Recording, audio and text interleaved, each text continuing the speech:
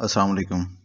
आज government of Pakistan ने 35 रुपये पेट्रोल की प्राइस और डीज़ल की प्राइस पर लीटर का इजाफ़ा किया है। इसके अलावा भी दूसरी प्रोडक्ट्स का भी रेट रिवाइज़ किए हैं तो 18 रुपीज़ पर लीटर के हिसाब से। तो ये एक बहुत बड़ा इजाफ़ा है। आज तक हमें इस तरह का इजाफ़ा एक दिन में प्राइस का पेट्रोल और डीज़ल में नहीं देखा। तो ये खैर काफ़ी दिनों से ये बातें चल रही थी कि गवर्नमेंट ने IMF की कंडीशंस को पूरा करने के लिए और उस लोन को ट्रेंच की क्वालिफिकेशन के लिए प्राइसेस रिवाइज करनी पड़ेंगी, लेकिन हमें इतना एक्सपेक्ट नहीं हो रहा था कि इस तरह का इतना राइज वो भी एक बिफोर टाइम कर दिया जाएगा। अभी पेट्रोल और डीजल की प्राइसेस का जो स्केड्यूल है वो 1 फेब से बढ़नी थी प्राइसेस, और उनको आज बढ़ा दिया गया और 35 रुपीज़ पर लीटर के हिसाब से प्राइसेस राइज के अलावा से मैं यहाँ पे ये भी बात करता चलूँ कि एक बहुत बड़ी mismanagement, lose control of the government establish हुआ। पंप्स ने, फिलिंग स्टेशंस ने पेट्रोल और डीजल कल शाम से ही कंज्यूमर को अवेलेबल करने से माजरत कर ली। पेट्रोल और डीजल नहीं मिल रहा था। एक अजीब सा पैनिक कंट्री में फैला हुआ था। मैनेजमेंट को, जो लोकल मैनेजमेंट्स थी, ज़िलाई लेवल पे हो, तहसील लेवल पे हो, उनको चाहिए था कि वो पंप्स को इन्फोर्स करते ताकि एनर्जी प्रोडक्ट्स पेट्रोल और डीजल कंज्यूमर्स को अवेलेबल होता। लेकिन इन पंप्स ने पेट्रोल और डीजल बंद कर दिया था। आवाम जलील हो रही थी। गवर्नमेंट को बजाय इनके खिलाफ एक्शन लेने के 2 दिन पहले ही इतनी बड़ी अमाउंट के साथ पेट्रोल और डीजल की कीमत बढ़ा दी। अब इसके इम्पैक्ट मैं थोड़ा सा बात करना चाहूँगा कि जब एनर्जी प्रोडक्ट्स खासतौर पे इस रेट से, इस अमाउंट के साथ बढ़ें तो इसके बड़े नेगेटिव इम्पैक्ट्स आते हैं इकॉनमी के ऊपर, जो कि ऑलरेडी पाकिस्तान की इकॉनमी मिजरेबल कंडीशन में है। तो इससे सूरत हाल सबसे पहले तो यही होगी कि ट्रांसपोर्टेशन कास्ट बढ़ जाएगी। ट्रांसपोर्टेशन कास्ट बढ़ने की वजह से कमोडिटीज़ की प्राइसेस बढ़ जाएंगी, हाई प्राइस चली जाएंगी। परचेजिंग पावर, कुव्वत ख़रीद जो कंज्यूमर की होगी वो कम हो जाएगी। हाई इंटरेस्ट रेट होगा। प्राइसेस हर प्रोडक्ट की बहुत ज़्यादा हो जाएगी और इकोनॉमिक मुआशी ग्रोथ स्लो हो जाएगी। वो इसलिए स्लो होगी जब परचेजिंग पावर लोगों की कम हो जाती है, ज़्यादा पैसा कंज्यूमर आइटम्स पे लगता है, तो उनको सेविंग करने के लिए अमाउंट कम रह जाते या ना होने के बराबर हो जाती है।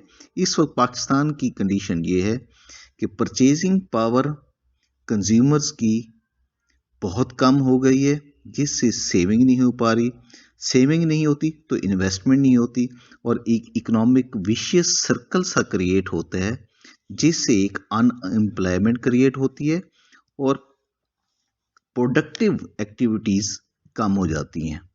तो एक सबसे बड़ा जो नेगेटिव इम्पैक्ट आएगा वो ये आएगा और इकॉनमी में रिसेशन आएगा। रिसेशन का मतलब ये होता है ग्रोथ के बदले नेगेटिविटी हो जाती है कि काम स्लो डाउन हो जाते हैं, अपॉर्चुनिटीज़, बिजनेस ग्रोथ कम हो जाती है, फैक्ट्रीज वगैरह बंद हो जाती हैं या वो परसेंटेज से वो नीचे जाती हैं। जैसे कि आपको ऑलरेडी मालूम है कि हमारे बहुत सारे इंडस्ट्रियल यूनिट्स ऑलरेडी क्लोज हो चुके हैं, ख़ास तौर पे टेक्सटाइल के यूनिट्स। मज़ीद कुछ प्रॉब्लम्स वो भी आपके इल्म में हैं कि कंटेनर्स वगैरह इस वक्त पोर्ट पे खड़े हैं। उसको हमने एलसीज को क्लियर करने के लिए हमारे पास वो अलहदा एक मसाइल चले जा रहे हैं। हमारे रिजर्व्स ऑलरेडी बहुत नीचे चले गए हैं। तो इन सब चीज़ों के बावजूद पेट्रोल और डीजल की प्राइस बढ़ाना, ये बहुत ही नेगेटिव इम्पैक्ट हमारी इकॉनमी के ऊपर आएगा। जैसा कि मैंने पहले ही अपनी एक वीडियो में जिक्र किया है, ये तो थे हमारे इश्यूज जो हमने फेस करने हैं, फेस कर रहे हैं, और फ्यूचर में जो मज़ीद ये डुप्लीकेट होंगे ये प्रॉब्लम्स। अब इन मसाइल के हल की तरफ हम लोग आते हैं।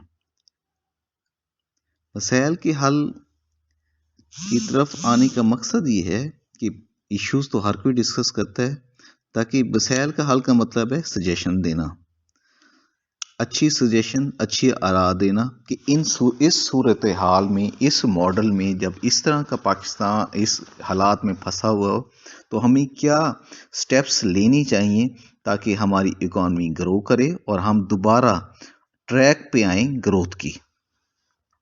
तो इसके लिए सबसे पहले तो मैं यही रिक्वेस्ट करूंगा कि ये जो डिस्काउंट रेट प्राइस है, इस वक्त जो हमारी बिजनेस की सूरत हाल ये है कि हमारे पास कैपिटल सरमाया, जो वर्किंग कैपिटल कहा जाता है, वो बहुत, यानी कि ना, ड्यू टू प्राइसेस हाइक, और दूसरा उसकी रेट ऑफ इंटरेस्ट की वजह से बैंकों से वो कर्जा नहीं ले पाते, क्योंकि कास्ट ऑफ कैपिटल बहुत बढ़ गया है। उसको कम करने की ज़रूरत है फौरी तौर पे। दूसरा, अनप्रोडक्टिव एक्सपेंडिचर्स हमारे जो मुल्क में हैं, उन्हें वो फौरी तौर पे रिड्यूस करनी चाहिए जिस लेवल तक हम जा सकें।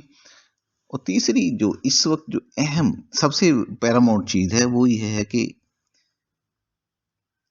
पॉलिटिकल कंडीशन हमारे मुल्क की इस वक्त बहुत ही ख़राब है, इनस्टेबल है। बाहर का इन्वेस्टर बिल्कुल नहीं आ रहा। अंदर के लोग जो पाकिस्तान में बैठे हैं, वो उसमें एक पैनिक है। इस पैनिक को हम लोगों ने ख़त्म करना है। तो प्लीज़, इससे सबसे पहली बात तो, इसमें जो पहला स्टेप तो यही लेना चाहिए कि जो अनसर्टेनिटी है, गैर यकीनी कैफियत है मुल्क में, उसे ख़त्म करना चाहिए हमें। उसमें ये आपके सामने है कि आजकल जो हालात बने हुए हैं, तो मुझे तो अगेन मेरी सजेशन तो यही है कि फौरी तौर पे एक अच्छा केयर टेकर सेटअप बना दिया जाए।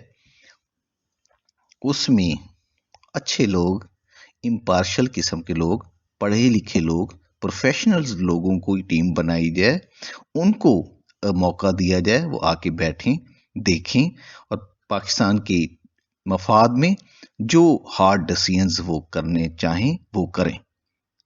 और अकाउंटेबिलिटी का स्पेशली निज़ाम बेहतर होना चाहिए। पॉलिटिकल ग्राउंड्स पे ये केसेस वगैरह नहीं बनने चाहिए।